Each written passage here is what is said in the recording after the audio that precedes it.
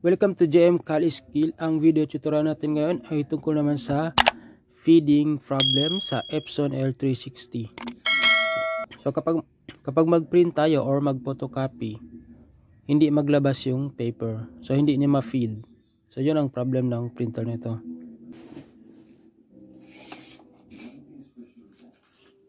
So turn on muna natin.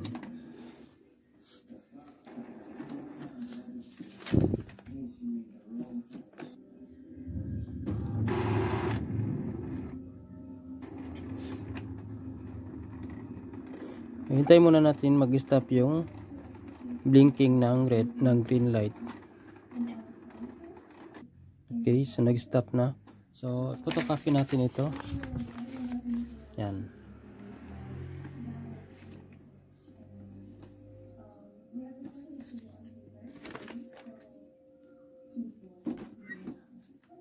Okay, so may paper na siya. Then i-colored natin.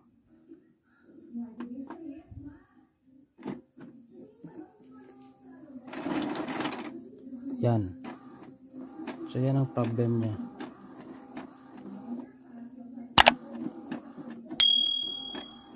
So kahit iangat natin yan, walang papel. Yan, no? Hindi na-feed ang paper. So walang papel lang. So nandito ang paper sa taas. Yan. Kahit galaw-galawin ko yan, pero nag-print siya. So ito ang problem niya.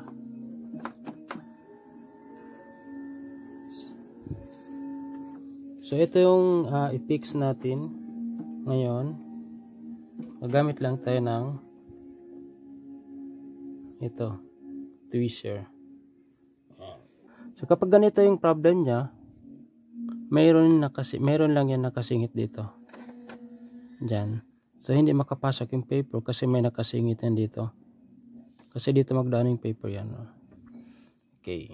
So ngayon, nakita ko na yung nakasingit yan. So i-zoom natin. Alam ko naman nakikita nyo na agad. Kahit hindi ko pa na ituro yan. So ito siya. Kita nyo yan? So, yan. Tweezer lang yung ginamit ko.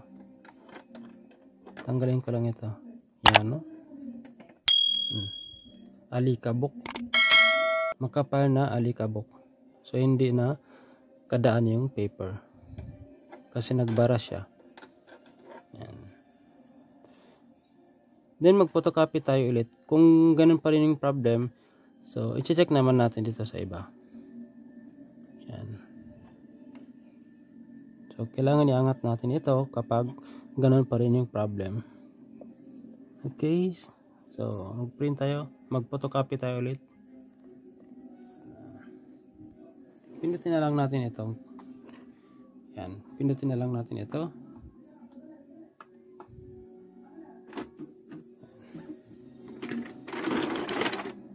Okay. So, ganun pa rin. So, ibig sabihin, meron pang iba doon. Okay. So, i-cancel na natin yan.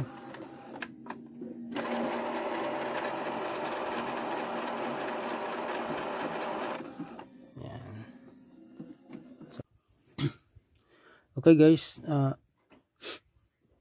since ganun pa rin yung problem niya, hindi pa rin magkalabas yung paper dito, so ang gagawin natin ngayon, iangat na natin ito at ihipin lang natin, i-blow lang natin yan. Para kung meron mo malaking papel dyan or ballpen or kahit anong nakalagay dyan, madala siya papunta doon sa likod, doon sa may bandang kung saan nakalagay yung papel. Okay, so kailangan hindi na kaya ng tweezer natin yan. Hindi na kaya kasi madali itong matupi. Manipis kasi. So kailangan gagamit ng screwdriver. Flat dapat flat para hindi masira yung itong mga roller niya, maliit na roller. Yan. So itong aangatin natin ito. Tapos i-blow lang natin. Yan. So kailangan ito Kaya dapat nakaganyan para hindi mabuhos yung ink. Yan. So balik tayo dito. So ganito lang, iangat lang natin ito. Yan. Angat lang natin ng konti. Yan. Dahan-dahan para hindi mabali. Yan. Tapos ihipin lang natin. Yan.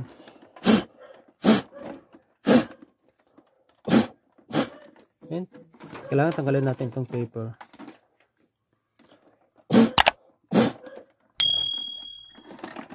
Tapos pwede na ibaba. Ibaba natin at tanggalin natin ito ng inay-inay. Yan. Tapos tingnan natin doon sa likod kung ano yung nakasingit. Yan. So dito malalaman na natin kung may nakasingit doon o wala. Uy, ayun no. Meron nga, tama nga yung sinabi ko. Ibaba natin yung scanner. Yan. Kailangan ibaba naman muna natin yan. Ibaba. Yan. Tapos balik tayo dito. Tingnan natin. O yan o. Yan. So i-zoom natin para makita talaga. Yan.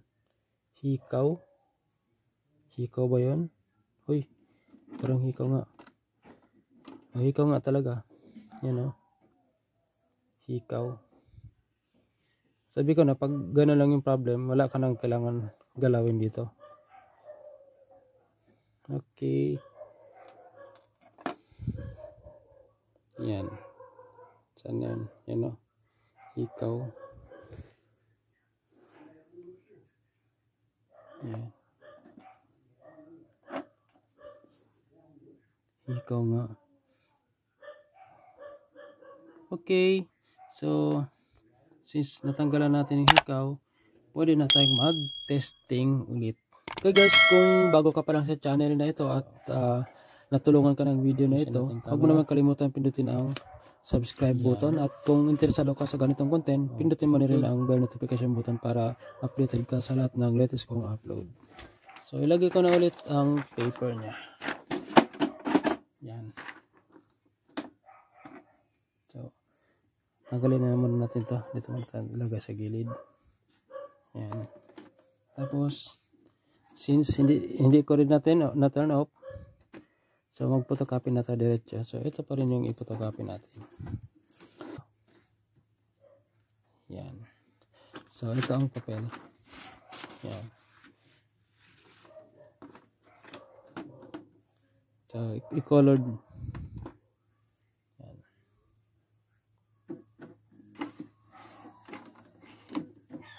So kung ganun pa rin ang problem niya, ipin na naman natin doon sa kabila.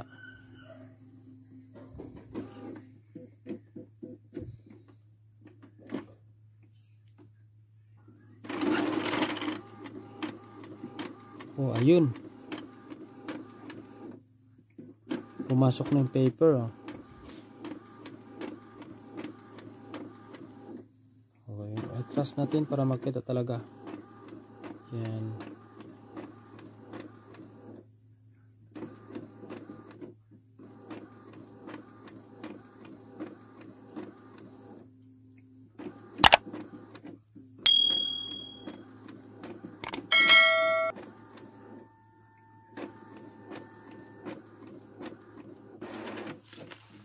Oh, yan. So, naka-photocopy na siya guys, and okay na siya. So, ito, head cleaning lang yung kulang dito. So, mag-head cleaning lang ng ilang beses. Tapos, okay na yan. Okay guys, sana may natutunan ko sa video na ito.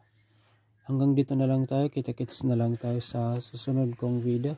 Thanks for watching.